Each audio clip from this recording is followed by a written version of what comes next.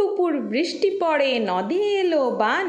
আর এই বানকে অতিক্রম করে আজকে আমি চলে গেছিলাম মাছের বাজারে। কিনা সেভারি ফুড স্টেশনে তো ভিডিও দিতে হবে আপনাদের জন্য, সেই কারণে তো চলুন সঙ্গে থাকুন, আজকের ভিডিওটা দেখতে থাকুন। কি মাছের রেসিপি আজকে শেয়ার করি।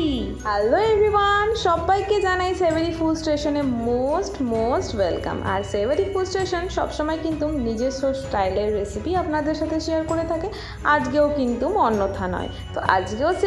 তো এখন একটু মায়ের হেল্প নিয়ে নিচ্ছি, বৃষ্টিতে পুরো ভিজে এসছি আমি, এখন একটু ফ্রেশ হয়ে নিচ্ছি।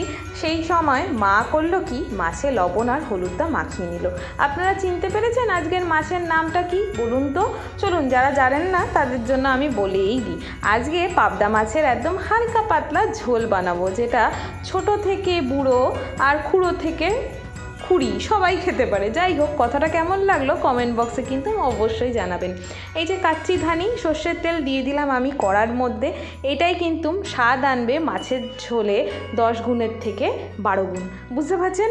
আমার কিন্তু এইরকমই কথাবার্তা, আপনাকে কিছু মনে করবেন না। আর এখন ওই যে গুঁড়ো মশলাগুলো দেখলেন আমি রেডি করে রেখেছি, এর মধ্যে রয়েছে ধনে, জিরে, কাশ্মীরি লঙ্কার গুঁড়ো, হলুদের গুঁড়ো, লবণ, সব কিছু কিন্তু এখন জল মিশিয়ে দেবো। তাহলেই কিন্তু ওই শিলে বাটা মশলার যে স্বাদটা সেটা এই মশলাতে আপনারা পেতে পারেন। আর এখন দেখুন গোটা গোটা কাঁচা লঙ্কা আর টমেটো রেখেছি। বললাম না আজকে বাচ্চা থেকে বুড়ো সবাই খেতে পারবে আমার এই মাছের ঝোল।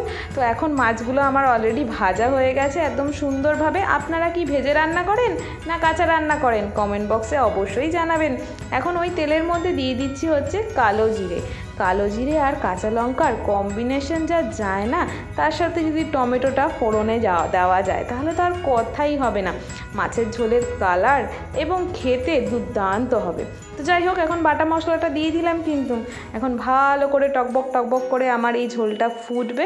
পরিমাণ মতন জল দিতে হবে, যতজন মানুষ আছে সেই পিছু মাথা গুনে আমি দেবো হচ্ছে আজকে এই জল।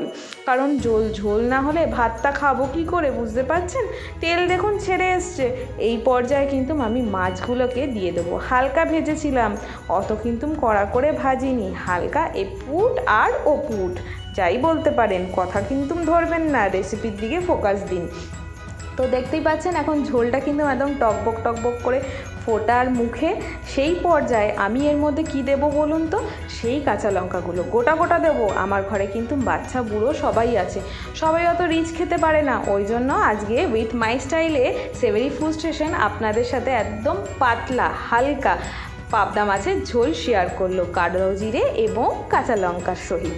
কেমন লাগলো আজকের এই রেসিপিটা কমেন্ট বক্সে কিন্তু অবশ্যই জানাবেন। এবং চ্যানেলে যদি নতুন হন অবশ্যই কিন্তু সাবস্ক্রাইব করে তারপরেই যাবেন, অন্যথা কিন্তু আমি খুব রাগ করব। তো যাই হোক, সাবস্ক্রাইব করার সাথে সাথে বেল আইকনটাও কিন্তু হিট করে দেবেন, তাহলে আমি পরবর্তী যেই ভিডিও দেবো খুব তাড়াতাড়ি নোটিফিকেশান পেয়ে যাবে। তো চলো, টাটা।